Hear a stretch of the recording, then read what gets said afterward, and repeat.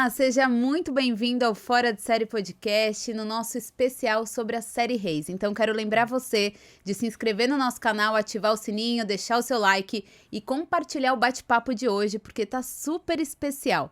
Nos tempos bíblicos, os servos, eles eram contados como membros da família, e nós estamos acompanhando isso na história do rei Saul, com os servos dele. No caso, hoje a gente vai falar mais sobre Laish, interpretado pelo Thierry Figueira, que vocês tanto pediram aqui no nosso canal. Chegou o dia, né, Thierry? Tudo bem? Maravilha, tudo ótimo, prazer enorme estar aqui com vocês. Estúdio lindo, a energia ótima. Prazerzaço estar aqui para gente bater esse papo. Tem pão de queijo, tem Pão de água, queijo, aguinha tem gelada, café. Tô em casa, tô me sentindo Fica de verdade em casa. Bom que você E veio. obrigado pelo convite, obrigado. Obrigada a você, o pessoal pediu bastante, viu? Bom, vamos tirar as curiosidades. Eu só não posso dar muito spoiler, né? Ah, mas aqui Tem não muita tem coisa jeito, pra Thierry. acontecer. A gente sempre tira É? um spoiler. Ai, Aqui, será? daqui umas 2 horas a gente conversa. Tá bom. E aí, Laish tá vivendo um período aí complicado na Período série, né? conturbado, sim, um período conturbado. Na verdade, eu digo que Laish, uma série, uma novela, série, onde você tem muitos personagens, né? Mas Laish foi um presente. Foi um presente. E nesse atual momento da série, onde a gente está na terceira temporada no ar, né? A gente está na terceira temporada no ar. Ele vive, de fato, acho que o momento mais importante da história ali da família de Laish, Lib, né? Paltiel, Darim, com toda essa relação com a família de Saul, que eles são servos, mas Saul, de fato, trata eles como se fossem membros da família, né? São as pessoas de confiança. Laish é uma pessoa muito ligada a Deus, né? Uma pessoa muito fiel ao rei, né? Fiel a Saul. E agora a gente entra no período mais, digamos assim, conturbado dessa família. E, Thierry, antes da gente falar mais de Laish e também todas as curiosidades dos bastidores, você começou muito novo nessa área. Comecei muito novo. Eu comecei fazendo teatro amador no Encontro de Jovens, no Rio de Janeiro, com 13, 14 anos. Com 14 anos eu já fiz meu primeiro trabalho na televisão, depois emendei alguns outros trabalhos e aí fui embora, né? Eu digo que eu sou um sobrevivente da carreira, né? Com uma veia também de empreendedor, eu sempre quis ter outros negócios paralelo à carreira, porque acho que a gente precisa ter outras fontes de renda, né? E a carreira é muito difícil, assim, né? É uma carreira maravilhosa, uma carreira linda, e eu só tenho a agradecer. Eu não tenho do que me queixar. Eu fui e sou muito feliz ainda atuando, mas eu entendi que em certo momento eu precisaria dar um outro passo em uma direção diferente, mas que fosse possível não abandonar a carreira. E foi exatamente o que aconteceu. Hoje, graças a Deus, eu consigo conciliar bem as duas atividades. Os dois caminhos. E o que fez você querer fazer teatro lá atrás com 13? Você nasceu no Rio? Eu nasci no Rio de Janeiro, na zona sul do Rio de Janeiro. Você acredita que foi uma brincadeira? E aí fui parar no tablado também, Mas brincadeira sem assim, pretensão como? nenhuma. Que Brincadeira, eu tinha uma amiga minha que fazia e sempre me incentivava, não sei o que e tal. Fui parar no tablado. Eu morava na época no Jardim Botânico, no prédio de um grande diretor de dramaturgia. A filha também me conhecia, me adorava e tal. E aí a história foi começando a ganhar peso. Quando eu fui pro teatro, rapidamente eles me levaram para fazer elenco de apoio na minha primeira novela, que foi A Viagem, muitos anos atrás. E depois disso eu fiz uma sequência de boas novelas, assim. E tô aí até hoje. E teus pais te apoiaram? Super. Meu pai, na verdade, ele nunca se importou muito, assim. Sempre esteve do meu lado, sempre foi muito, muito companheiro, muito amigo. A minha mãe me incentivou mais, assim, né? Minha mãe é mais coruja, sempre me acompanhou nas minhas peças de teatro. Ela, no Rio de Janeiro, ela ia em todas as sessões, entendeu? Em todas as sessões, Ela praticamente. acompanhava tudo? Acompanhava tudo. E aí, é porque você era menor de idade, então imagina Menor, que na sua primeira exatamente. novela ela Quando você é precisou... menor de idade, você precisa ter o acompanhamento de um responsável, né? Sim. E a minha mãe sempre me acompanhou muito. Eu lembro que eu tenho histórias até engraçadas, assim. Por exemplo, eu fiz o D'Artagnan e os Três Mosqueteiros, que foi uma peça de teatro de muito sucesso. E muito sucesso para o público adolescente, porque você tinha Rodrigo Santoro, Marcelo Faria, Pedro Vasconcelos, Luana Piovani, eu. E na primeira semana de peça no Shopping da Gávea, no Rio de Janeiro, minha mãe, como ia toda a sessão, apareceu uma menina com uma camisa com uma foto minha na porta do teatro. A menina não tinha dinheiro para ver a peça. Não tinha dinheiro para voltar para casa. Ela do interior de São Paulo. Ela pegou um ônibus, se pirulitou do interior de São Paulo, sem avisar os pais, fugida, e chegou na porta do teatro com uma mochilinha, uma camiseta com a minha foto. E aí minha mãe pegou essa menina, levou ela para assistir a peça, depois levou para minha casa, ligou para os pais, botou ela dentro do ônibus. E pra você ver como é que a minha mãe participa de fato de todo o processo, principalmente do início. Hoje um pouco menos.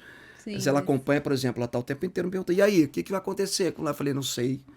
Eu não conto nem pra minha mãe o que vai acontecer. Nenhum spoiler de Laís. Nenhum spoiler de Laís. Mas a participação dos meus pais, principalmente da minha mãe, foi muito importante. Porque a gente precisa ter o apoio, né? Da família. A gente precisa ter essa chancela de que é isso que você quer? Então vamos à luta. E tão novinho, né? Porque Tão novinho, 13, 14 anos decidia a É, carreira, né? e assim, já começava a trabalhar, e aí você conflitava até o horário da escola com o horário de gravação, né? Sim. As emissoras, elas sempre priorizavam naturalmente os horários de aula, mas não tinha jeito, né? Acabava atrapalhando um pouco dos estudos e tal. Obviamente eu terminei tudo que tinha que terminar, mas comecei muito cedo e foi natural, porque assim, eu aprendi fazendo. A minha escola foi na marra, né? Foi aprender fazendo de verdade, assim. Eu não tinha nenhuma formação, né, de artes cênicas, até porque eu era muito novo, né? Naquela época nem tinha direito ainda, tinha porque eu estava começando ali no teatro amador e tal. Mas, de fato, foi uma história precoce e eu não imaginava, assim, de fato, eu não sonhava, quero ser, não. Foi naturalmente. E eu fui me apaixonando pela história, fui me envolvendo e eu falei, pô, acho que é isso que eu quero pra minha vida. Foi mais ou menos assim que você decidiu. Porque a gente pensa, né, hoje em dia, né, 13 anos, tá ainda, né, como é que você... formação, exatamente. né? Você sabe o que você quer com 13 anos? Você sonha, né? Tem aqueles exatamente. sonhos, né, jovens Exatamente, e tal. mas você não sabe o que você quer, Sim. né? Você pode ter uma noção, né? Quero jogar bola. Eu tinha essa coisa, quero jogar bola. Né? E eu jogava bola e fazia teatro ao mesmo tempo. Tem um irmão mais novo que fez durante muito tempo teatro também. Ele começou até mais novo do que eu e não seguiu. Hoje ele é professor de educação física. Meu melhor amigo, meu irmão. A gente é muito, muito unido. Ele também tem filhos gêmeos. Ah, ele também tem? Eu sou pai de 2 meninas, ele é pai de 2 meninos. E uma diferença de 6 meses só. Uau! Família forte, né? Família forte. Tem que ver quando encontra os 4. A minha avó a avó, né? A minha mãe que é uma loucura, que ela saiu de 0 para 4 em 6 meses, né? É verdade. Que legal. Ela não acreditou. Mas é isso. E aí teu irmão fez também? Meu irmão fez uma peça com o Filipinho Martins, chamada, eu lembro até hoje da peça dele, que eu fui ver ainda, e eu não fazia ainda. Que se chamava Nhabanheca, um espetáculo infantil. E ele arrebentava. E assim, ele seria o artista da família, né? Eu brinco com ele que ele é artista até hoje, né? Ele é uma figuraça, gente da melhor qualidade. Mas, de fato, ele não seguiu e eu segui a carreira. Você seguiu. Ele ainda fez umas participações com a Angélica e tal, em televisão, mas eu segui ele, não. Você seguiu. Interessante. E aí, quando você começou a fazer essas aulas de teatro amador, enfim, você foi chamado para a primeira novela, você já estava decidido que era aquilo que você queria pra você? Nada! Não tem como decidir com 13, 14 anos de idade. Você foi rolando? Vamos, interessante, né? E era uma época que, assim, era muito glamuroso, assim, as novelas eram, né, paravam o país e tal, então... Não tinha essa interação que tem hoje de streaming, internet, você não tinha nada, né? Você não tinha zero. Era novela e novela, né? Novela e futebol, né? As 2 paixões nacionais da época. Mas eu não tinha, de fato, eu não tinha. Não vou mentir pra você, não tinha pretensão. Foi acontecendo de maneira natural e eu vi que eu precisava estudar, né? Eu precisava me especializar se fosse realmente aquilo que eu queria. E nos 15 para 16 eu falei, é isso que eu quero pra minha vida, mais ou menos. 15 para 16 eu falei, agora eu tenho que seguir a Vera, né? Eu tenho que entender se é isso, Se vamos... aprofundar, né? Para o milagre acontecer, a gente tem que fazer por onde, né? A gente tem que correr atrás. E aí o milagre você... acontece. E aí você foi E aí, atrás. eu fui atrás dos meus objetivos e é isso. Hoje eu me sinto um sobrevivente da profissão. Mas muito feliz, muito grato. Eu só tenho gratidão, eu só fiz grandes amigos. Eu sou um cara muito de relacionamento, assim. Muito de pessoas. Eu gosto de fazer amizades. Eu gosto de conhecer pessoas. E a carreira me proporcionou isso no Brasil inteiro. No Brasil inteiro. Hoje eu tenho grandes amigos. Muitos começaram pelo fato de ser uma pessoa pública e fui a trabalhos, né? Na maioria das capitais do Brasil afora. Depois com os próprios eventos, né? Que eu abrindo a produtora. Então, eu sou um cara de muitos amigos, assim, no Brasil inteiro. Acho que isso é o meu... É a minha maior... É a minha maior... É a minha maior poupança, assim. Conquista. É a minha maior conquista. É a minha maior conquista, assim. É o que eu tenho de mais sólido. São as amizades que eu construí nesse Brasil afora ao longo desses anos. Não, e é legal porque a gente ouve aqui bastante, né, com os atores, desse vínculo que se cria nos trabalhos, né? Uma família. É muito louco isso, assim. O meu primeiro grande trabalho foram 9 meses de gravação. Cara, quando terminou, eu estava tão envolvido naquele processo, tão envolvido com as pessoas, porque você acaba vendo essas pessoas mais que você vê a sua própria família.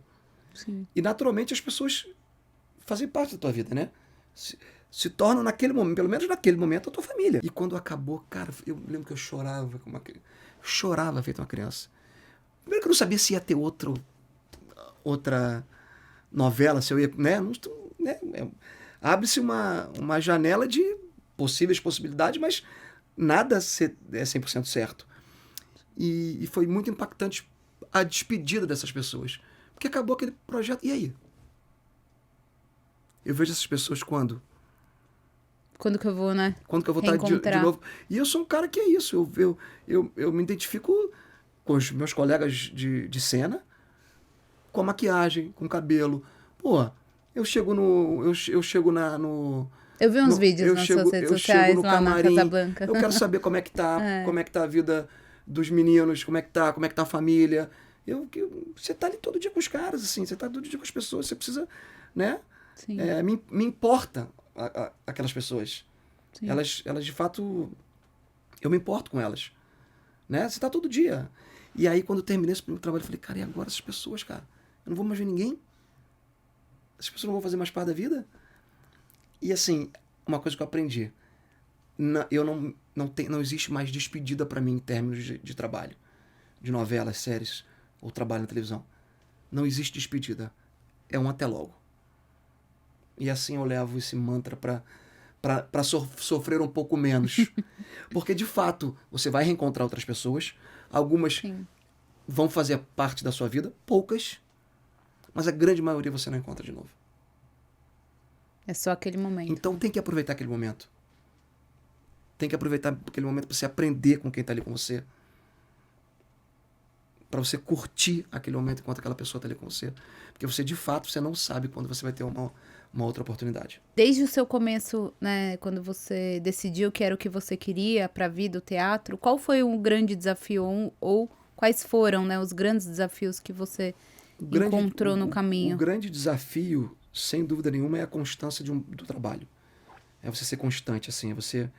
Né, por isso que eu brinco com essa história de ser sobrevivente. Uma brincadeira, mas de fato é uma brincadeira com bom fundo de verdade.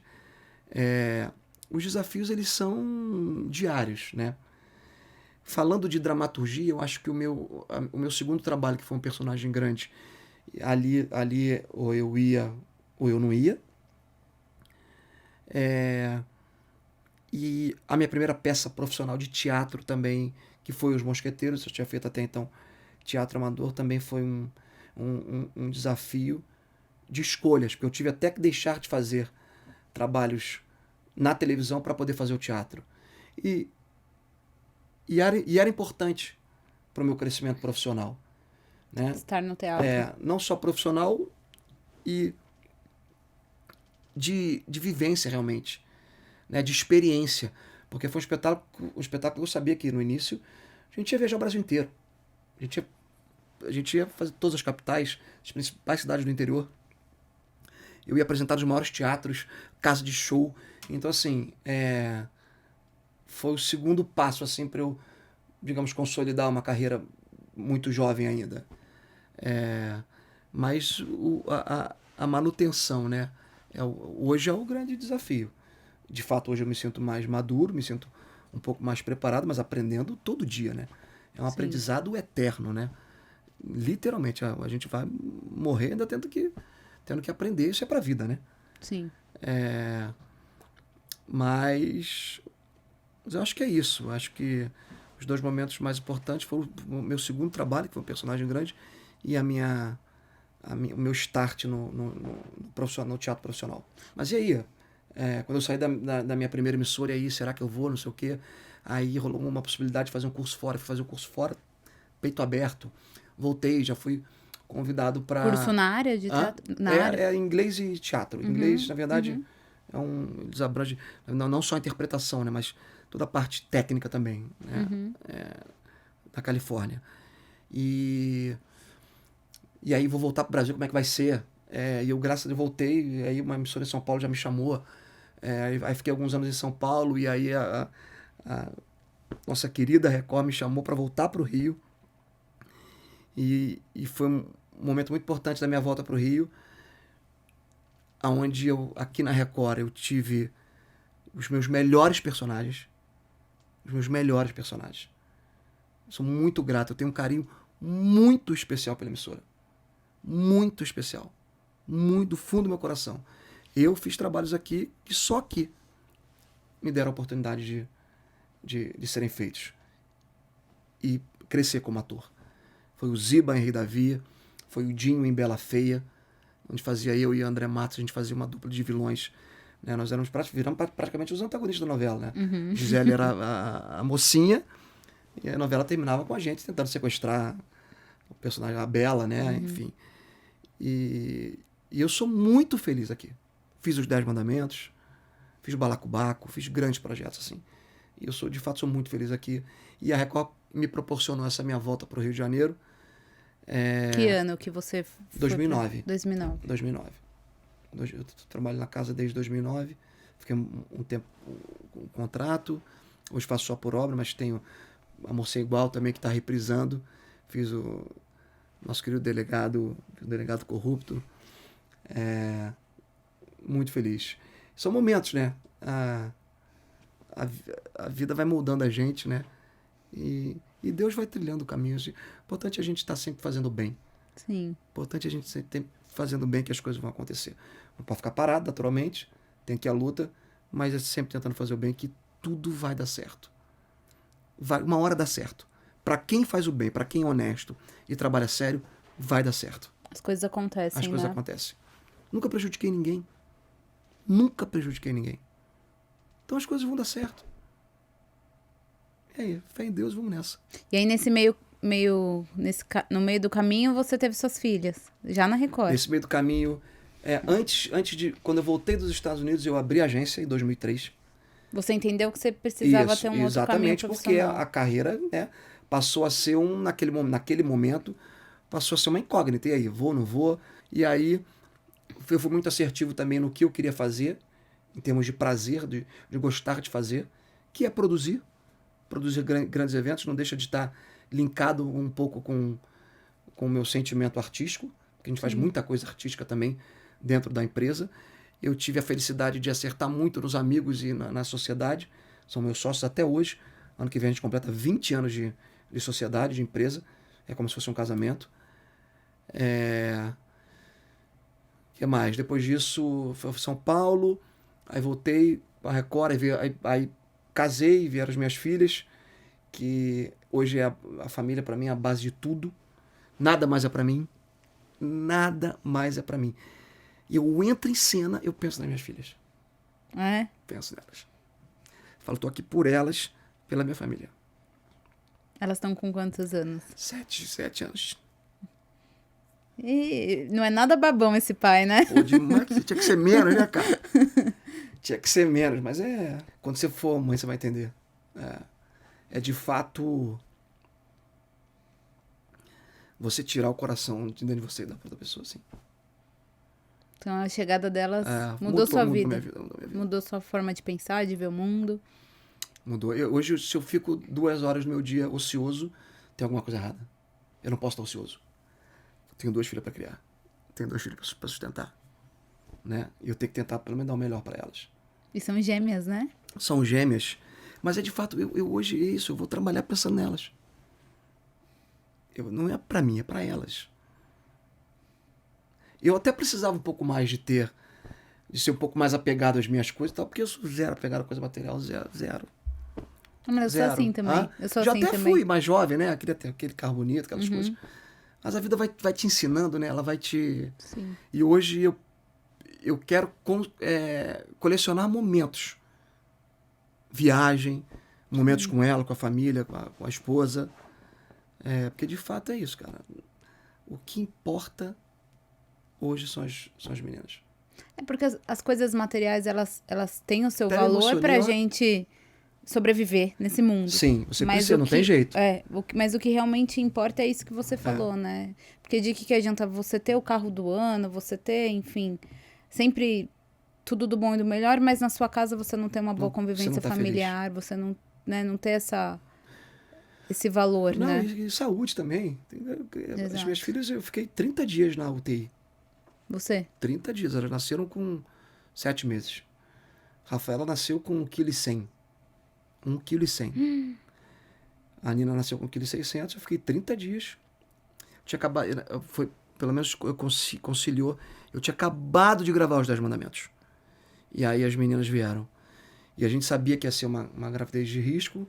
Minha esposa começou a ter problemas sérios. Então, ela, com 6 meses de gravidez, eu fui com ela acompanhando para fazer um exame de rotina. Mas por conta da gestação ser de gêmeas? Gemelar, né? Sim, Gemelar. sim. A gente sabia que poderia ser uma gestação de risco. Tá. E aí, com 6 meses de... 6 meses de gestação, a gente foi fazer um exame de rotina. Ela fez o exame, estava na sala de espera. De repente, chegou uma enfermeira e falou, você vai ter que esperar aqui. Aí chama a doutora, não sei o que e tal. Isso na perinatal da Barra. E ela tinha combinado com a médica dela que ela faria... o parto seria feito em Laranjeiras. Não sei se você conhece bem o Rio de Janeiro. Barra é num canto, Laranjeiras é do outro canto. Tá. Um é zona oeste, outro é seja, zona sul. bem distante, Bem né? distante. E aí, como a enfermeira mandou ficar, falou, um exame de rotina, não sei o quê. Veio a médica e falou, você tá com isso, você vai ter que ficar internada. Só que tinham 6 meses só de gravidez. E aí liga pra médica dela, pra ambulância, transfere pra... Ou seja, tinha que fazer o parto, é isso? Não tinha que fazer o parto ainda. Tá. Mas ela teria que ficar no hospital. Deu alguma complicação. Deu alguma complicação com ela. Aí a gente teve que ficar no hospital. A ambulância saiu da perinatal da Barra, leva para Laranjeiras, chama a médica dela, enfim. Aí quando ela entrou em Laranjeiras, assim, quando ela entrou no hospital, a gente sabia que a ideia era o máximo que ela pudesse aguentar a gravidez ali dentro do hospital. Né? Porque as meninas, 6 meses é muito, muito pouco tempo e tal.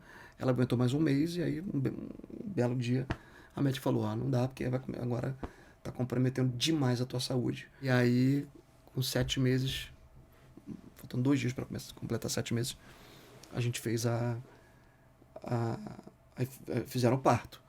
E eu lembro que na hora do parto, a Nina veio primeiro, mais velha. Aí o médico me mostrou, estava na sala, o médico mostrou a Nina. Quando a Rafaela nasceu, o médico não me mostrou. Eu dei um pulo de trás do negócio, fui atrás da menina. Aí o médico falou, tá tudo bem, só tô botando porque ela tinha que botar o sopapo e tal. E aí já botaram ela dentro de um elevadorzinho para subir para... Ou seja, você nem conseguiu Nem consegui ver. Nem consegui ver. E aí foram 30 dias de UTI. Mas eu tinha tanta certeza que tudo ia dar certo. Tanta certeza, tanta fé em Deus que as coisas iam dar certo, que deu tudo certo. Com 25 dias a Nina saiu e com 31 dias a Rafaela saiu, porque precisam completar 2 quilos, né? E foi uma experiência difícil demais, porque você tá ali, de fato, sem a segurança de que seus filhos vão ficar bem, né? Sim. E as duas. E ao mesmo tempo você tá ali com outras famílias com outros problemas, outras crianças que nasceram prematuras, nasceram com problema, nasceram com isso, com aquilo. E você acaba... Você vai vendo tudo isso de perto, Você está numa né? sala aqui, que nem a gente estava tendo um papo, você está numa sala de espera, conversando com uma mãe que está com o filho lá há 3 meses. E não sabe se a criança vai sair dali ou não. Então, assim, foram 30 dias bem difíceis, mas eu tinha muita certeza de que tudo ia dar certo.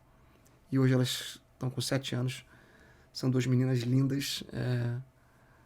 E é isso, é a razão da minha vida hoje. Que legal. A razão da minha vida. E como isso da confiança, da fé, principalmente nesses momentos, é importante, né? Não tem outra coisa. Não tem outra coisa, não tem dinheiro, não tem nada. É acreditar muito, ter muita fé que as coisas vão dar certo. E é isso, a palavra ela tem força. Sim. A palavra tem força. Eu acho que eu nem comentei isso pessoalmente, eu nunca comentei, nunca contei essa história publicamente assim. Mas foi muito difícil. Se eu te mostrar a foto da Rafaela com aquele senso, você não acredita. É desse tamanho assim. Muito pequenininha, muito pequenininho, né? É um... Frágil demais, parece um ratinhozinho. Muito frágil. E aí eu sou uma pessoa de muitos amigos, aí foi todo mundo no dia que as meninas foram nascer. Vai nascer amanhã. Todos os amigos pra maternidade. Ninguém conseguiu ver. Nem os amigos, avós, Sim. nada. Você conseguia ver só elas na UTI. Na UTI. Eu visitar. Eu e a Andressa na UTI. E a Andressa ficou bem depois do parto. A Andressa ficou bem depois do parto, graças a Deus. Ela, como ela é médica também, ela conseguiu ficar até um tempo maior no próprio hospital. Tá. Como se fosse hospedada, né? Sim. Internada, meio que hospedada e tal. E lembro no 10º dia, que foi o dia que ela não podia mais ficar no hospital, que ela saiu e as crianças ficaram. Ela foi chorando da pele natal até em casa. Imagina. E não tinha nada a fazer, ela pode chorar. Porque na cabeça da mãe vou sair do hospital com os meus filhos, vai sair né? do hospital com os teus filhos, né? E aí você sai sem as duas. Eu mal bem já tava saindo, queria buscar roupa, entendeu? Sim. Aí, né, tava no final de gravação, então no período de 1 mês que ela ficou internada, antes do parto, eu ainda precisava fazer uma ou outra gravação, então eu dormia um ou outro dia fora, porque eu dormi dos 30 dias, 28, eu dormi no hospital com ela. Uhum. E aí, sair do hospital sem as crianças foi acho que uma dor insuportável, assim, principalmente para ela. Foi... E eu falava, eu não sabia o que fazer no carro. Eu falei, você quer comer uma pizza? Quer no Bebê Lanche? Que ela adora um açaí que tem lá no Leblon do Bebê Lanche. Eu falei, quer tomar um açaí no Bebê Lanche? Eu paro uma caixa de açaí para você. O que você quer?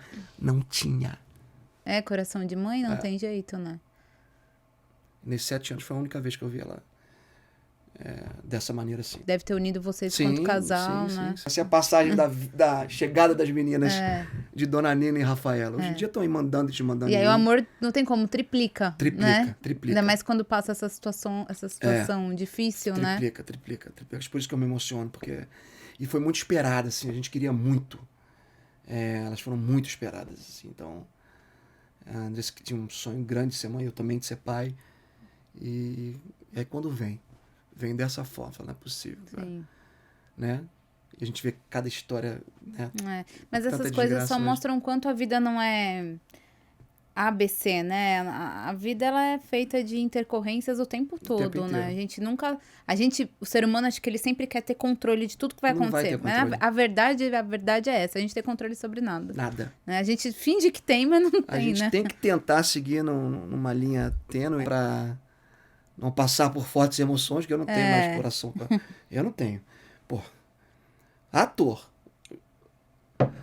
né? Aí fazendo evento, lado profissional. Evento, o nome já vem de eventualidade. Foi feito para dar errado. Trabalhar com evento não... Né? O evento foi feito para dar errado. A gente diz que vale, a gente entende se a produção é boa ou não para resolver os problemas no dia do evento. Né? Aí você tem pai de gêmeas nascendo prematuras. Pô, ainda torço pro Botafogo. ainda sofro pro Botafogo. Espero sofrer menos agora. Então, assim, o coração é muito forte aqui. O coração é forte demais. E aí, Thierry, como que chegou para você o convite para fazer o Laís? O convite chegou, eu lembro perfeitamente.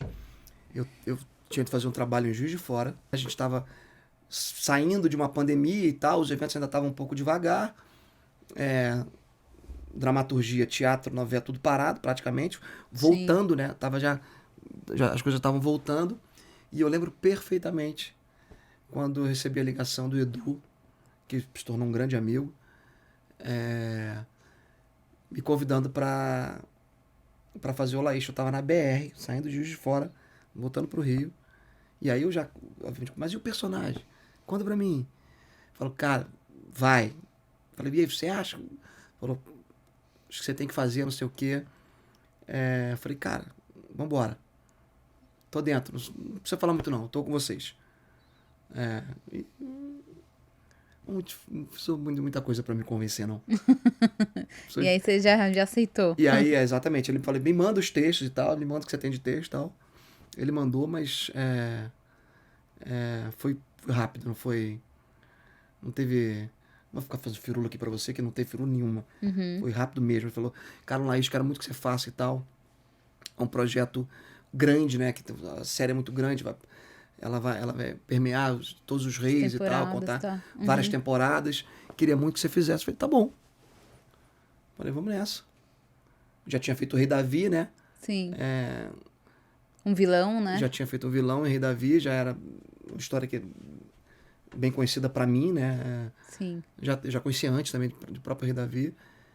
E a do, cara, foi um presentaço, Laís. Porque se você for parar pra pensar, né, de tempo de carreira, Laís é um personagem grande?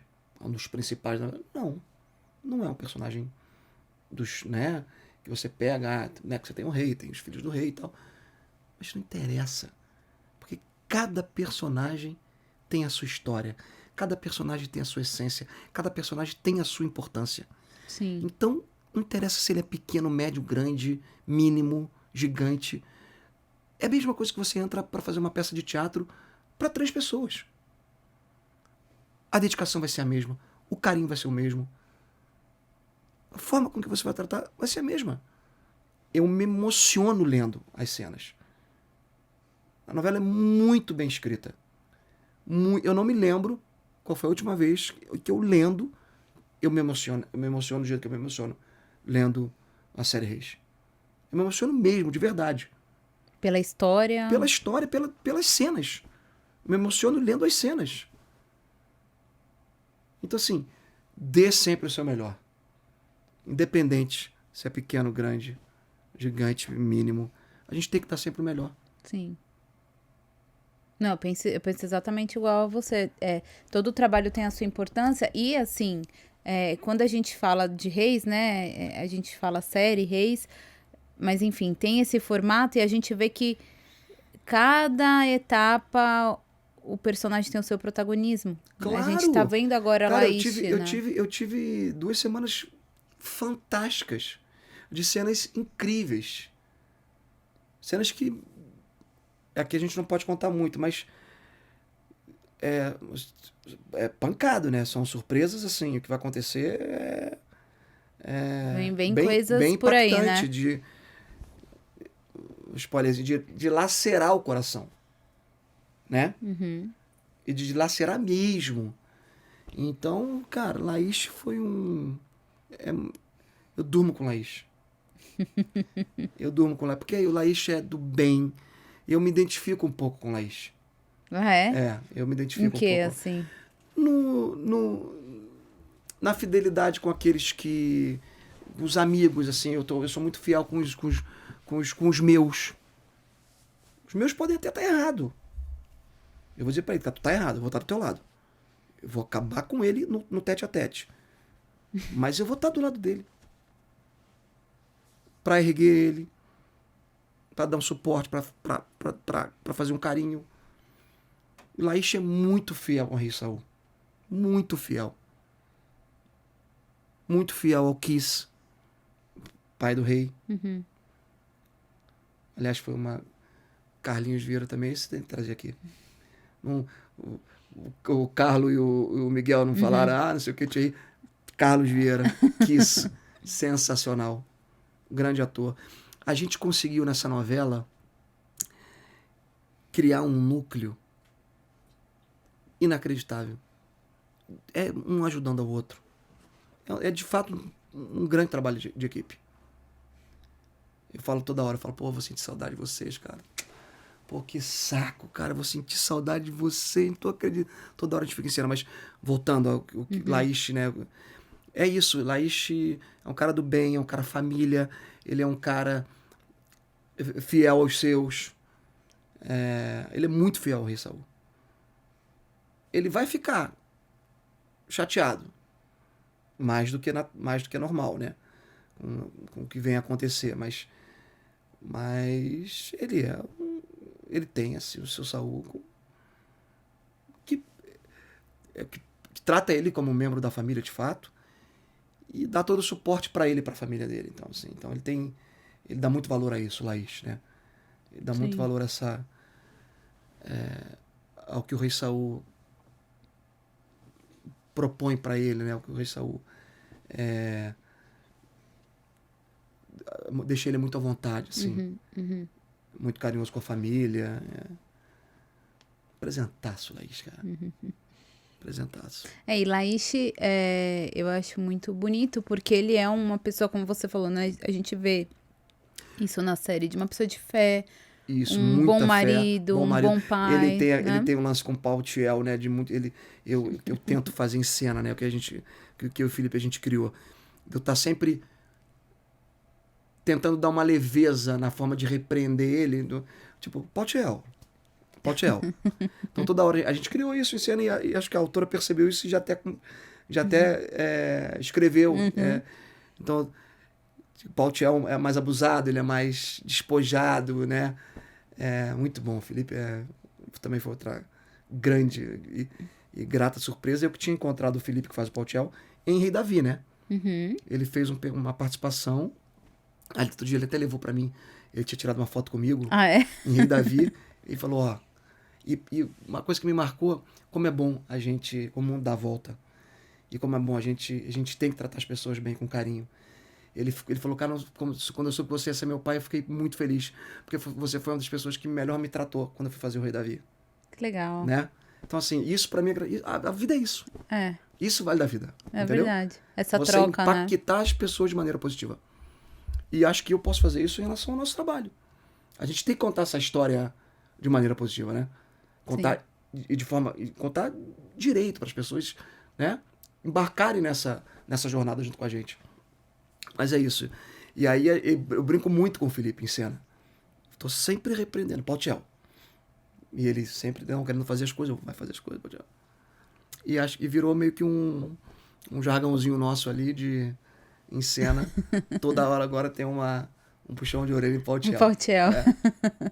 E assim, e é legal porque a gente vê esse exemplo, né, no Laish. Ele é um bom pai, né? Sim. Um bom marido, ele é um servo fiel. E é interessante ver, porque naquela época realmente os servos não eram só funcionários, né? A maioria realmente era contada ali como um membro, né, da família. A gente consegue ver essa relação. Esse núcleo é bem, bem bacana da série, né? E acho que esse é o perfil principal de Laish, né? Total. E ele fica indignado, né? Quando eles têm a notícia da filha, acho que já foi ao ar, Darin, né? Da Darin, né? Principalmente naquela época, né? Ele fica indignado. Ele fica realmente... Parte do coração dele. Porque o que acontece ali, ele nem imaginava que Darin tinha um caso com o Abner, né? E é isso, ele sempre foi tão... um pai tão aberto, né? Um pai tão amigo, que ele se sentiu traído, de certa forma. Da filha não ter contado para ele, não ter procurado ele, a mãe, conversado. Ele fica arrasado. Mas, como pai, depois ele também tem, né? Depois ele tenta entender e tenta dar carinho para a filha e tal. Mas você imagina naquela época, se hoje já, né? Sim. Né? A gente vive momentos, né? Complicadíssimos. Mas hoje, de qualquer forma, para algumas famílias ainda não é o... Não tem esse rigor, né? Ainda tem esse... Você imagina na época, a gente está falando de quantos anos atrás? Sim, mais de 3 mil anos atrás. Aí a gente vê assim que Darin ela tem esse caso escondido com Abner, ela se apaixona por Aham. ele, né? E, Cegamente sim, ali, e se né? apaixona, né? É. E se apaixona. Ninguém a gente tá, todo mundo tá sujeito a se apaixonar a qualquer momento, É. né? E a gente vê também que quando isso vem à tona, o esperado era Abner assumir. Primeiro passo, Sim, né? sim. O esperado era nem isso ter acontecido, Sim, né? o Mas esperado era não ter enfim, acontecido. Já que aconteceu, a gente tem que tentar resolver, né? E ele não quer saber. E ele não quer saber. E ele não quer saber. Tanto que... Ai, não pode falar, né? Não posso dar esse Um spoilerzinho. A gente precisa Ai. aqui, né? Não, ele fica indignado. Ele quer matar o Abner. Laís quer a cabeça do Abner.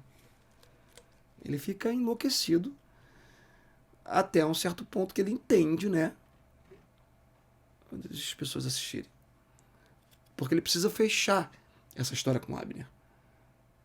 Que o Laís vai, né, vai carregar essa história pra ele. Sim, A culpa não é dele. sim. Né? Será que ele faltou? A gente pode ter essa reflexão. Será que Laís faltou em algum momento com Darim? Para que ela tenha tido esse tipo de atitude? Enfim, assistam.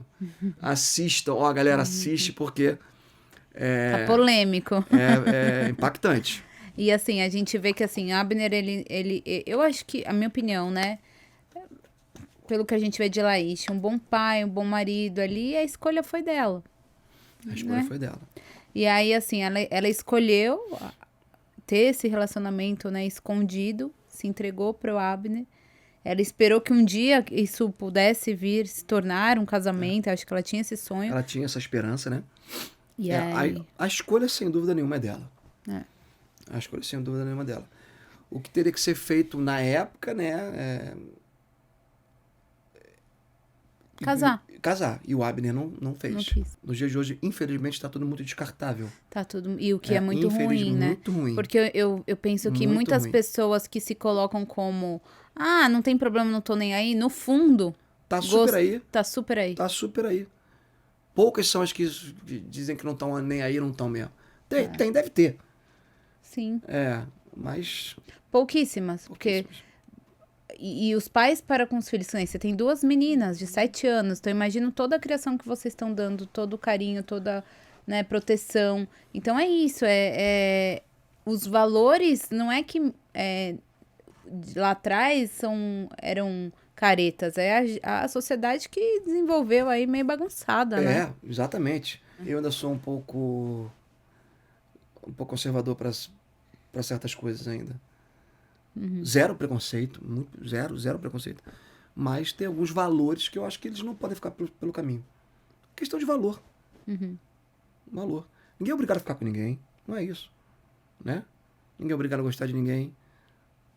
A gente só tem que tentar ser o mais correto, mais honesto possível. Sim. Com você e com o próximo. Eu vejo porque, assim, quando a gente vê a situação da Darin e do Abner, né? Naquela época, quando se deitava antes do casamento, tinha que casar. Se qualquer pessoa do povo levasse essa causa pro rei Saul, era o que ele iria fazer enquanto rei. Mas quando acontece dentro do núcleo familiar dele, com um primo dele... Essa é a grande decepção de Laís com o rei. Eu acho que esse é o momento da série em que Laís, tipo, ele não acredita que o rei não vai tomar uma atitude. Em relação ao casamento. Mas ele é tão fiel ao rei que ele, óbvio que ele fica muito amargurado, né? O personagem fica muito amargurado, mas ele entende também que ele é fiel àquele rei. Tanto que muda muito depois desses acontecimentos. Tem uns 10, 15 capítulos que Laís está sofrido assim, sabe? Você vê que ele tá dolorido, né? Sim. Normal, né? Normal. Foi pancada de todos os lados. Porque imagina, você tem a sua filha ali. A regra da época qual é? se deitou antes Cosmo em casa. É. Se qualquer pessoa do povo levasse essa causa pra Saul, ele iria determinar Ele iria isso. determinar. Aí quando acontece Ele com a passa a filha mão do Laish, ele passa a mão na cabeça cabeça do Abner. É. Então, assim, é totalmente entendível o que acontece ali com o Laish, né? E aí, ao mesmo tempo, ele não toma essa atitude. A Abner também não quer assumir. E a situação fica assim, né? Fica elas por elas. E o que causa de sofrimento pra toda a família. Muito sofrimento. A gente tá dando spoiler demais, tô com medo. Eu vou ser demitido. Não, não vai Vocês não, não vai não. Eu tô preocupado, hein? Eu falei que aqui não tem jeito, entendeu? É? Não tem como não vir aqui não dar uns Um spoilers. A spoilerzinho. gente só não vai dar, Sim. contar até o final da Não história. contei nem mas- pra minha mãe o que vai acontecer. Não contei. Tem que assistir. É, Porque é muito legal a sequência. é. Mas digo assim que foram 2 semanas que eu sou muito brincalhão, né? Quando eu chego para gravar na Record e tal, muito extrovertido e eu me policiei muito porque eu gravei sequências fortíssimas assim e eu precisava me concentrar mais. Então eu tive 2, 3 semanas aí de que as pessoas até, e é bom que as pessoas entenderam, sabiam que as cenas eram difíceis, né? Eu sempre fui muito brincalhão, brinco de futebol, né? Falo do time de um, do time do outro, não sei o quê. Eu sempre fui muito complacente com técnica, com a galera da técnica e tal. E foram semanas que eu tive que me concentrar muito. Já em casa, né? Aí eu preciso fazer um trabalho já na minha casa de falar, ó, hoje eu preciso estar focado. Cenas dificílimas, Sim. de muita emoção. Tanto que, assim, a galera que às vezes precisava comunicação lá da Record no Rio, grava não sei o que pra gente. Falei, gente, eu não vou gravar nada. Essa semana que vem eu não vou gravar nada. Eu não quero desvirtuar, eu tô aqui pensando 100% em Laís, única e exclusivamente em Laís. Não quero... não, é só decorar um textinho e falar que não quero decorar nada. Agora eu não vou decorar nada. Porque eu não conheço, né? É um processo que eu preciso para poder chegar em cena bem concentrado. Porque o set é muito disperso, é natural, você tem muita gente. Né? Sim. Cada um com seus afazeres diferentes do meu. Eu tenho que estar lá, dar o meu texto com a minha emoção toda para isso, para que as pessoas embarquem com a gente nessa história. Sim. Preciso contar essa história da melhor maneira possível. E você tem que se policiar. Porque é muita gente trabalhando. E às vezes não é nem de maldade, não. A pessoa tá lá mesmo, arrumando a luz, falando, não sei o que, o outro fala. Claro que o diretor tá sempre pedindo silêncio, principalmente na hora da cena. E na hora da cena a equipe é muito respeitosa. A gente tem uma equipe muito madura, assim, em todos os sentidos. Tanto de elenco, quanto direção e técnica, assim. Todo mundo muito casca grossa, assim. Muito bem parado, assim. Quando você fala que você se concentra bem, como que foi esse seu processo de preparação pro Laish? A gente começou bem antes, né? Comecei a gravar em março, mais ou menos. Bem antes, dentro do possível, né? E a gente tem um suporte muito grande de uma equipe de... uma equipe de treinadores, digamos assim, que várias reuniões com o nosso núcleo, reuniões eu e Libe, eu e Pautiel, núcleo inteiro de Saul, várias leituras, a gente fez várias leituras. Até porque tivemos algumas mudanças de personagem, de elenco nesse meio do caminho. Uma ou outra peça foram mudadas, mas a gente tem um ótimo time de preparação. Um time que prepara o elenco. E está 100% à disposição. O que acontece na série é que a série é muito grande, muitos personagens. Né? Então a equipe que é uma equipe parruda, uma ótima equipe, como eu te falei. Mas, por exemplo, a gente está aqui, no olho do furacão. Mas já está entrando a galera que vai fazer a próxima temporada, não sei o que, equipe, então já tem que preparar. Então, às vezes... Um elenco grande, um elenco muito grande. Quem sabe lá na 9ª temporada, 10ª temporada, a gente não volta com outro personagem. Né? E você já conhecia essa história? Já conhecia. Já conhecia. Eu fiz Rei Davi, né? Sim. Que também foi um trabalho lindo. Aliás, eu fazia o Ziba, o Ziba, a gente colocava, ele não tinha um olho, né? A gente colocava uma prótese. Eu chegava 2 horas antes, só por conta da prótese do olho. E ficava 7, 8 horas por dia com aquela prótese No olho. no olho. E ele andava meio corcunda assim e tal. Era um vilão, um cara nojento. Mas foi muito legal também. E foi um personagem que me ensinou muito, né? Porque assim, totalmente diferente de tudo que eu já tinha feito. Eu digo que foi um presente lá na época, o Spinello, que era o diretor-geral de Rei da Via, Vivian, que era a autora. Foi um presentaço também, cara. E agora Laís, outro presente. Na mesma história, sim. É porque você falou que vocês são parecidos, né? E o que Laís tem te ensinado? A Laís tem me ensinado de que a fé é o nosso maior combustível. A Laís me ensina isso todo dia. Ele tem muita fé, né? Ele tem muita fé.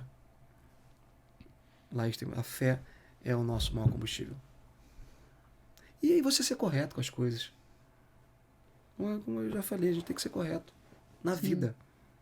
A gente precisa ser correto. Não tem outro caminho. Se não for correto, vai dar ruim. E naturalmente a gente vai errar no processo. A gente vai errar. E tem que saber crescer, naturalmente, com os erros. Eles vão acontecer. Faz parte do nosso... É aquilo que você estava dizendo, né? A vida, ela o tempo inteiro leva a gente por caminhos diferentes que a gente... Nem imagina. Nem imagina. Não era por aqui que eu queria ir, mas tô aqui. E aí? Cara, mas a série já tá me deixando saudade, porque eu acho que eu gravo até meados de outubro aí. Podendo ir até final de outubro. Já tá deixando muita saudade. A gente fez uma grande família. O núcleo de Saul, né? Eu, Carolzinha aqui, Lib, Pautiel, nossa querida Vicky, Darim, e toda a família de Saul. Chica, Carlo, Miguel, os meninos também, Rony e Enzo, Carlinhos Vieira, o André de Mauro, Clarinha Garcia. Cara, foi muito, muito prazeroso trabalhar com todos eles. Tem alguma curiosidade aí dos bastidores com É eles? brincadeira o tempo inteiro. É resenha o tempo inteiro.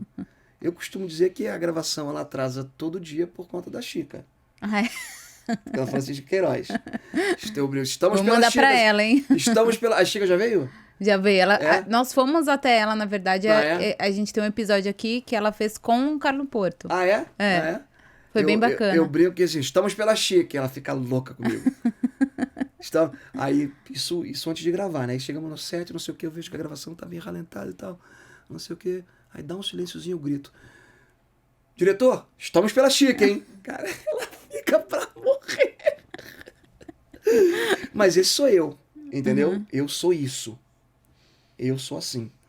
E aí, por isso, né, quando veio a sequência mais forte, Laís, eu zerei tudo. Vai ter que zerar essa pedra, porque eu preciso me concentrar. Não posso brincar tanto assim. Não posso brincar tanto assim.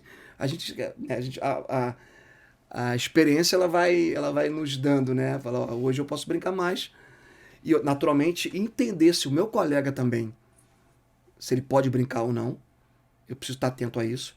Porque, beleza, eu não tenho cenas fortes, cenas de emoção naquele dia e tal. É um dia mais tranquilo pra mim, mas e aí pro meu colega? Sim. Né? Preciso saber, preciso entender como é que tá o dia dele. Sim. Como é que é a cena dele. Porque é muita resenha o tempo inteiro. Foi uma grande família. Nós fizemos uma grande família. Que legal. Legal. É uma pena que a gente não tem tanto contato com outros núcleos, porque é isso mesmo, série, né? São cidades diferentes, né? A série é muito complexa e tal. Mas, num geral, até por mais que o contato não seja tão grande quanto a nossa família, você vê que o clima é o mesmo. A gente tem acompanhado aqui os atores que vêm, aqueles... todos. Posso falar que todos que vieram aqui até agora falam exatamente isso. Do clima bom, do clima familiar. E olha que a gente passou momentos apertados, assim, né? De pouca frente. Porque quando você tá num trabalho, numa série de teledramaturgia, e você não tem frente, é natural que o trabalho fique mais pesado. Sim. Né? Porque você precisa agilizar o processo, né? Ter um pouco mais de rapidez nas gravações e fica com menos tempo de se preparar. Né? Às vezes, né, passou sequência de gravando um dia para eu ar 2 dias depois, no final da segunda temporada. Acontece, é natural da televisão. É natural. Sim. Por isso que é importante a gente sempre planejar muito, né? O planejamento ele é fundamental. Mas, cara, tirando isso, pô, é fantástico. Fantástico. Não foi só lá isso que foi um presente. Estar na série foi um presente. Poder desfrutar dessa galera. É isso, conhecer pessoas novas. Um pacote, Eu acho né? que essa é a minha missão na Terra. Sabe assim? Eu acho que eu tenho um pouco disso. De ligar as pessoas. Eu fiz muito isso na minha época de adolescente, mais jovem. Tinha grupos de amigos no Rio de Janeiro. Cara, pessoas legais de um lado, pessoas legais do outro, mas sabe aquela coisa, mas não se falavam muito? Eu falei, não, cara, peraí, vamos juntar tudo isso, cara. Vamos fazer essa turma ficar maior. Vem cá você, vem cá. Vamos todo mundo viajar junto, vamos passar o Réveillon em Raul da Ajuda na Bahia, vamos todo mundo junto. E fiz isso a vida inteira. De unir as pessoas. De estar junto, de agregar. Né? Eu acho que a gente precisa agregar. Não só que seja, não precisa, tem que ser bom só pra mim, não, tem que ser bom pra eles. Né? É o pensar no próximo, né? Tem que ser bom pra eles. E aí hoje a gente tem uma turma gigantesca de amigos que me acompanham até hoje. Amigos, a maioria desses de jovens, enfim. E eu sinto isso na novela também. A gente vai linkando as pontas, agregando, fortalecendo esse elo. Porque eu acho que as pessoas, elas têm essa leitura quando assistem a gente. Elas acabam tendo essa leitura. Quando você... Não, com certeza. O entrosamento, ele fica visível em cena, né? Ele fica visível. A gente percebe mesmo. Acho que as pessoas percebem muito. Então, a gente tem que se entrosar. Nem que seja na marra, mas tem que se entrosar. Até pro resultado melhor do trabalho, isso. né? Já chega esse momento, a gente vive um momento tão polarizado, né, cara? Né? Tão chato, tão... Ainda mais agora, né, no eleitoral, vai ficar ainda mais. Mais ainda, né? Mas aí eu queria que a eleição fosse dia seguinte, acabar esse negócio. Tá bom, vamos nessa, acabou, vambora. Vida que segue. Vida que segue, vambora. E aí você vê as pessoas brigando aí uma com as outras, bobeira. Né? Exato. E bobeira. Brigando, não só brigando, né? A gente vê até casos aí de homicídios, exatamente, né? Infelizmente. Inacreditável. E quando a gente fala de um produto bíblico, você já fez outros na Record, né? E a gente faz alguns documentários, né, pra divulgar séries, e a gente fez um muito interessante que a gente viu que as séries e as novelas bíblicas da Record chegam em países onde nem mesmo a Bíblia chega. Olha que países loucura. onde acontecem... Porque existem muitos países que perseguem, né? Sim. Olha que maravilha. E aí, como que é pra você estar num projeto bíblico? Porra, sensacional. É a gente contando de fato a história. Eu adoro história. Eu, Thierry, adoro história. Eu durmo vendo History Channel. Vi a série, não sei o quê, depois eu vou lá pra dormir. Vou ver o History Channel. Sim. Adoro história. Adoro. E você contar a história, a Vera, é sensacional. Eu já fui pra Angola pela própria Record. Depois dos 10 Mandamentos. Porque a novela lá era um sucesso. Novela bíblica, um sucesso. As pessoas precisam conhecer a história. Para qualquer povo, né? É a nossa história, né? Para você criar sua identidade, você tem que saber da tua história. Sim. Você tem que saber da tua história. E, infelizmente, a gente ainda tem esse tipo de preconceito em alguns países. Eu acho que a tendência é diminuir cada vez mais com a globalização. E é isso, com a cultura, com a dramaturgia, né? Com a telenovela, né? Com as novelas, principalmente as nossas, as brasileiras. Sim. A gente poder chegar num país ermo desse da vida e poder contar uma história e as pessoas entenderem por que nós estamos aqui, de onde nós viemos, né? Pelo que nós passamos. Faz todo sentido, né? Porque os problemas são os mesmos, os é, conflitos são os mesmos, né? Os mesmos. Os mesmos. Mudou-se apenas as gerações, né? É isso. A gente tá vendo aí, ó, mais de 3 mil anos atrás é praticamente o que a gente vive hoje. Praticamente. Os problemas são os mesmos. É muito gratificante, né? Eu acho que é o que eu te falei, a gente poder contar a história que aconteceu, né? Fazer parte da história é muita responsabilidade. É muita responsabilidade da nossa parte. A gente precisa contar essa história muito bem feita. Para isso, para essa pessoa que não tem ideia do que aconteceu, para que nunca teve acesso à Bíblia, para que ela possa ter um mínimo de compreensão de por que ela está ali, de onde ela veio, o que aconteceu com a terra dela, por que o país dela é daquela forma, quais foram os conflitos, os interesses. Abre, né? Você educa, né? É mais que entretenimento, mas mais que entretenimento, você né? Você educa, você nutre a pessoa de informação, de conhecimento. É muita responsabilidade. É muita responsabilidade. É mais que entretenimento. Mais que entretenimento, total. Conhecimento. É conhecimento. É história. É história na veia. História é bom demais, cara.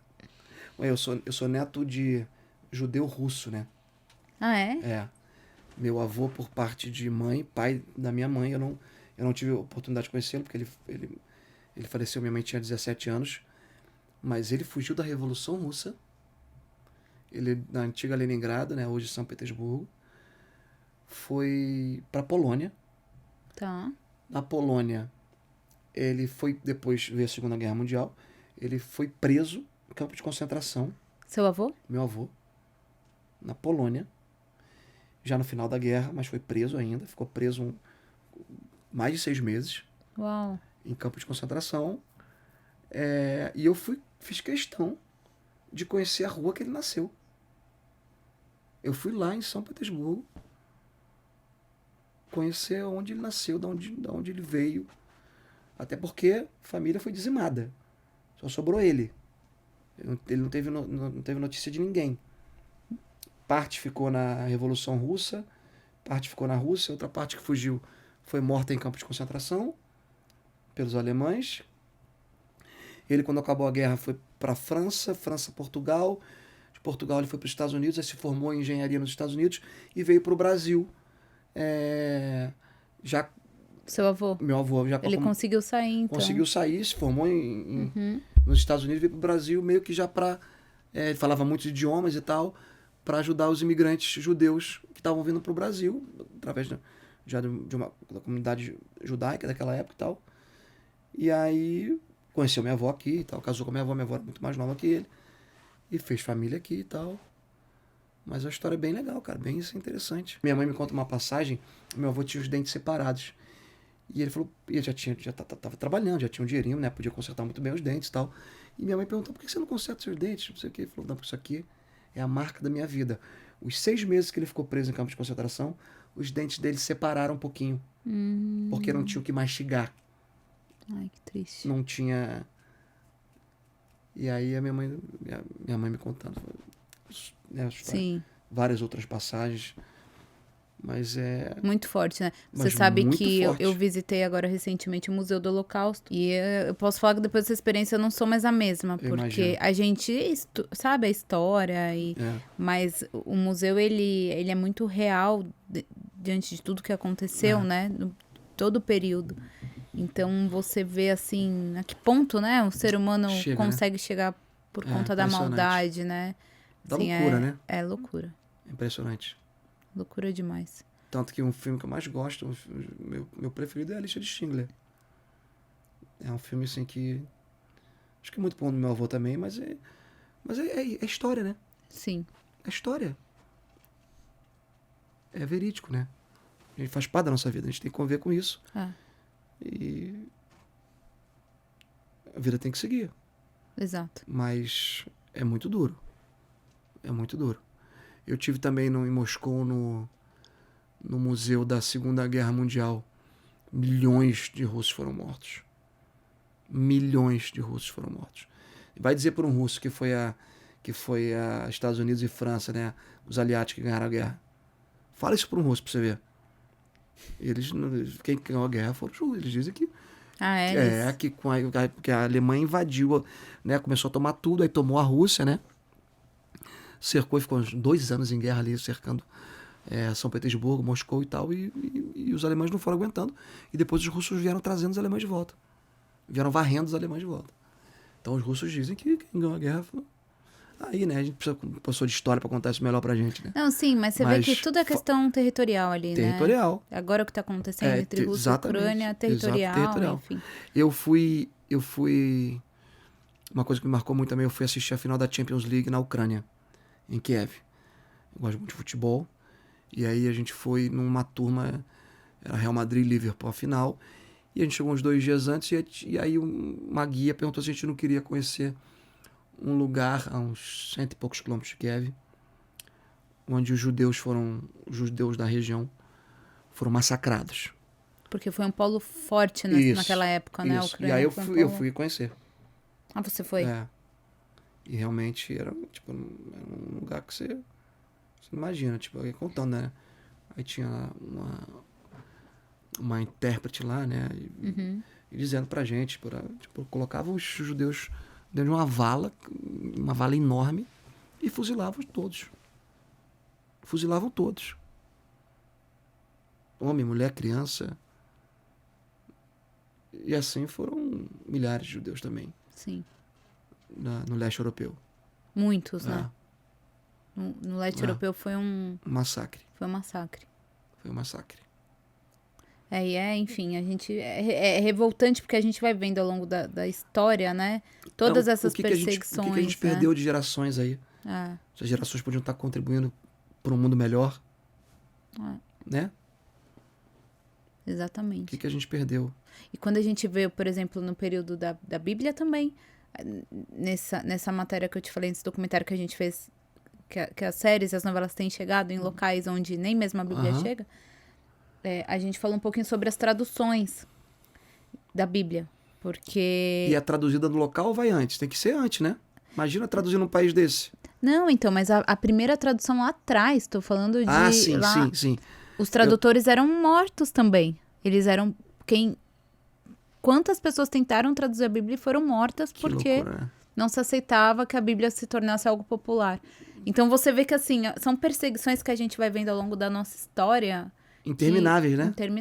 Intermináveis. Em relação à Bíblia, chama a atenção que ela tá aí, né? Não, o que eu digo falando de tradução, imagina você traduzir, você tem que levar traduzido daqui para um país desse, né? Sim. Porque senão tá arriscado chegar num país desse Não, na Coreia do Norte você não tem, não entra a Bíblia lá. Olha que loucura. Lá, por exemplo, na Coreia do Norte, tem grupos na Coreia do Sul, inclusive a gente conversou com um, que eles mandam lá pelas águas. Eles colocam um suporte para tentar mandar a Bíblia por balão. Eles já mandam até hoje, mas parece que agora fizeram algum acordo que descobriram, enfim, né?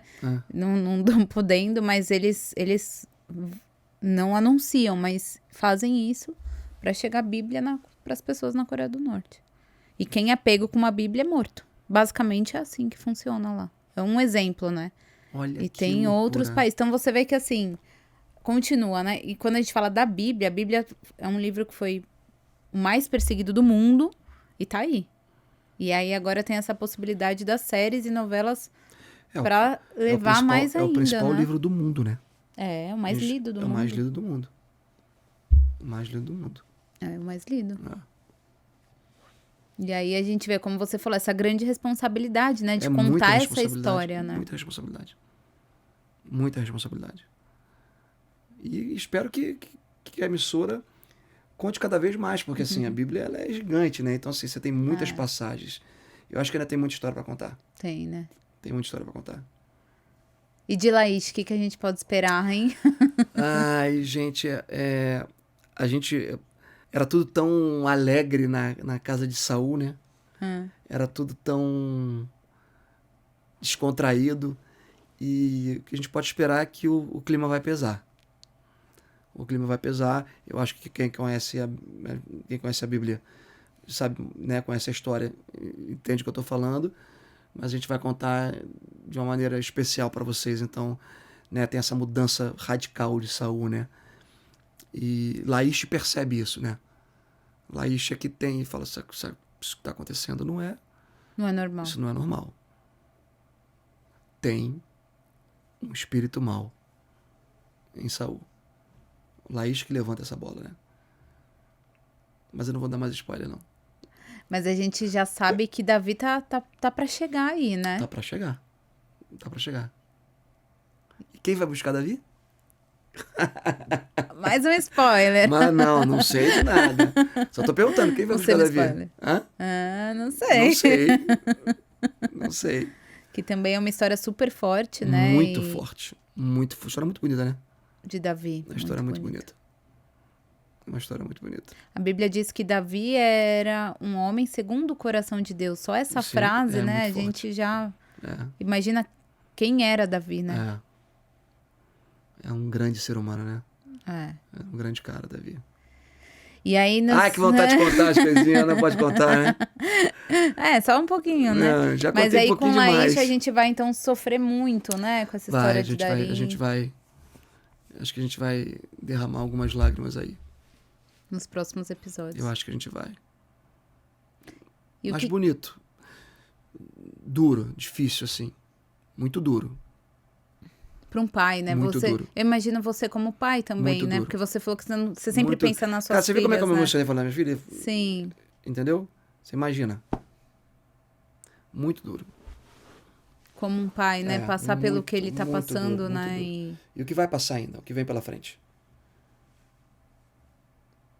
Acho que o pessoal vai aprender muito também, né? Sim, sim. O que você acha que a gente pode aprender com tudo isso que Laish, a gente tem que fazer o certo. Porque a gente, pensando e querendo fazer o certo, a gente já vai errar. Tentar fazer o que é certo. Minimizar os problemas. Que é o que Darim acabou não fazendo, né? Acabou não fazendo. A gente vai errar muito no meio do caminho. A gente vai errar muito no meio do caminho. Né? E é aquela... A gente precisa aprender com os erros, né? Qualquer criança já sabe disso. Mas não coloca em prática, né? A gente não coloca em prática. É que tem gente que gosta de sofrer também, né? Insiste no erro, né? Insiste no erro.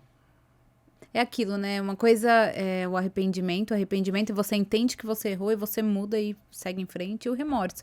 Remorso, você sente que você errou, mas amanhã você tá repetindo o mesmo erro. Não vai dar certo tem nunca, mudança né? de comportamento. Você precisa mudar, a gente precisa mudar, a gente precisa andar pra frente, a gente precisa olhar mais pro próximo, ter um pouco mais de compaixão. A gente precisa de mais amor, de mais carinho. Falando até dos nossos dias atuais, né? A gente precisa, de fato, principalmente com as nossas crianças. Sim. São futuro, né? Se a nossa geração não deu certo, que a gente faça a geração deles dar certo. Que a gente deixe crianças melhores para o mundo. Concordo. Não vou deixar o mundo melhor para os meus filhos, não. Tem que deixar o mundo... Eu preciso deixar a nova geração melhor. Eles é que vão tomar conta do mundo. Sim. Que vão dar continuidade. Eles é que vão dar continuidade. E essas crianças é que precisam ser olhadas com carinho. Sim. Por isso a responsabilidade. Né? Tanta responsabilidade de o que vem pela frente. Então, o que a gente pode esperar de Reis daqui pra frente? Muita emoção, muita emoção. Acho que a novela vem num crescente muito forte, a série vem num crescente muito forte. A gente tem muita coisa acontecendo em todos os núcleos. O que acontece com a família de Saul, né, envolvendo Laish, é uma pancada. Para não dar mais spoiler, mas assim, vale a pena. A galera tá ligada nos próximos capítulos. Tudo que acontece agora, essa modificada, né, espiritual de Saul, né, esse imbróglio que ele vai viver, essa confusão psicológica, todo esse processo que ele vai entrar agora, a chegada de Davi, tem muita coisa legal para acontecer. A novela está, de fato, num momento muito interessante. E é impressionante porque é só crescimento, né? Tipo, não tem um marasmo. Você não tem uma barriga. Só emoção é só forte. emoção o tempo inteiro. É só emoção o tempo inteiro. É, porque Saul tá se perdendo totalmente nele mesmo ali, né? Isso. Tá. Vamos ver como é que a gente ajuda o rei a não se perder. Né? Vamos lá. Vamos ver. Vamos ver, porque a gente sabe que esse final é trágico, né? Esse final é trágico. O final é trágico. Mas fortes emoções esperam Mas a eu gente, acho que né? tá sendo contado de uma maneira muito especial, como eu já falei pra vocês. Vale a pena a gente estar ligado, porque muita cena boa, muita cena forte. Os atores, o cara tá muito bem. A Chica também muito bem. Porque ela sofre muito, né? A personagem. Sim. Né? A esposa de Saul, A esposa né? de Saul, ela sofre demais com essa mudança toda, né? E as escolhas, né, que ele passa a ter. Exatamente. E entender a história desde as origens, né? Então, porque começou contando os últimos juízes, a gente tá entendendo como tudo aconteceu. Isso. E agora, na história de Davi, a gente tá entendendo por que Davi foi escolhido, E né? tudo foi explicado para Saul antes. Sim. Né? Samuel, né? Ele explica bem as coisas para Saul. Enfim. E ele também escolhe E ele escolhe não seguir, né? não seguir. É isso. A gente tem que prestar muita atenção nas nossas escolhas todos os dias. Tá, e a história tá aí pra gente ver e não cometer os mesmos erros. Né? Eu isso aí. acredito. E eu tenho fé nisso. E é isso que eu... É a nossa história. É a nossa história. E que a arqueologia só comprova um dia após o É outro que isso. realmente aconteceu isso, como tá ali na Bíblia. É isso. Ai, que bom. Ó, e se deixar, a gente vai ficar até o horário da série começar. A gente passou de 1 hora? É mesmo? Passou 1h20 1 hora e 20. aí. Se deixar, a gente vai até a série começar, Ó. né? Ó, Thierry, você não tomou café aqui, mas você toma posso- café? Não tomo café. Você toma chá? Não. Sua esposa toma? Toma. Então, Mas chá, não, chazinho eu também tomo. chazinho você toma um leitinho. Leitinho eu tomo. Presentinho? Um presentinho Ai, nosso pra obrigado. você. Obrigado. Tomar Brigadaço. o seu chá, ou o seu leite, ou sua esposa tomar um cafezinho. Tomaremos. Eu não tomo café preto. Você toma um café Chazinho, com leite. café com leite, cappuccino. Ah, então É. é uma xícara nossa pra você. E Ótimo. obrigada, viu? Eu que agradeço. Foi um prazer, muito bom ter O você prazer aqui. foi todo meu. Todo sucesso pra vocês. Contem comigo. Obrigada. Quando precisarem. Muito feliz de poder estar nesse projeto. Mais uma vez agradecer a oportunidade. De presente que foi Laís. Eu espero poder estar honrando aí esse convite maravilhoso e entretendo e divertindo vocês todos os dias. Essa galera maravilhosa que acompanha a gente. É isso. Ah, obrigada. E vamos continuar acompanhando o Laís Vamos continuar. e sofrendo com ele, né? Porque a gente tá vai sofrer sofrendo com pouquinho. ele. A gente vai sofrer um pouquinho aí. Vai sofrer mais do que a gente já tá vai sofrer. sofrendo? Então tá bom. Vai sofrer mais. Então, ó, gente, vamos seguir acompanhando a série Reis pra ver o que vai acontecer com Laís, com Darim. E você continua aqui com a gente no nosso canal. Se você ainda não é inscrito, se inscreve, porque teremos muitas novidades pra vocês nos próximos episódios, tá bom? A gente se vê lá. Tchau, tchau.